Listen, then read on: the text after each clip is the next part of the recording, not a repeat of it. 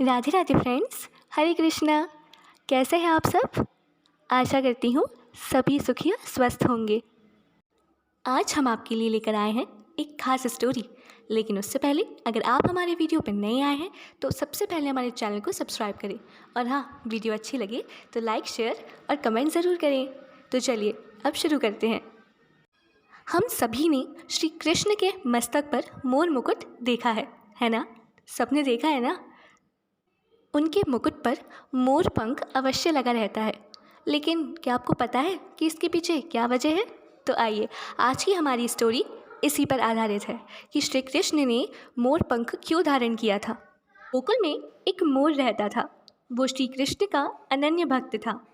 एक बार वो श्री कृष्ण की कृपा पाने के लिए उनके द्वार पर बैठकर कृष्ण कृष्ण का जाप करने लगा। कृष्ण के नाम का जाप करते करते उसे लगभग 1 वर्ष बीत गया था, परंतु उसे श्री कृष्ण की कृपा प्राप्त नहीं हुई। इस कारण वो मोर दुखी होकर रुदन करने लगा।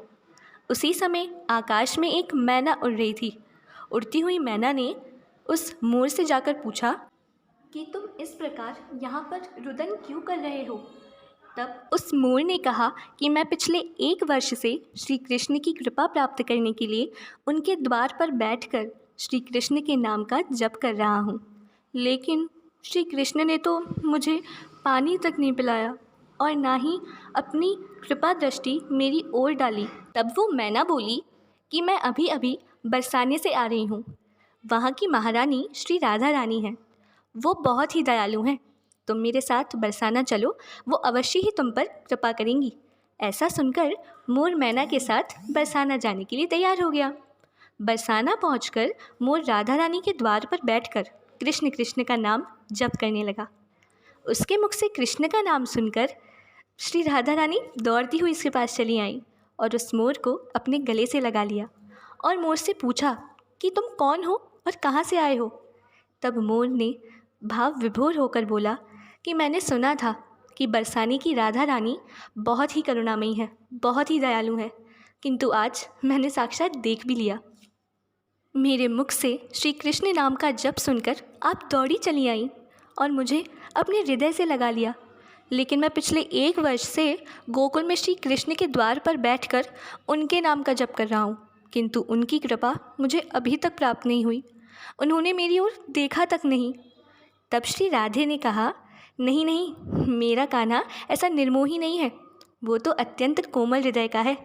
राधा रानी ने मोर से कहा कि अब तुम वापस कान्हा के द्वार पर जाओ, लेकिन इस बार तुम कृष्ण कृष्ण नहीं बल्कि राधे राधे का जप करना। तुम्हें कृष्ण की कृपा अवश्य ही प्राप्त होगी। ऐसा सुनकर वो मोर वापस गोकुल आया और कृष्ण के द्वार पर बैठकर श्री राधे के नाम का जप करने लगा।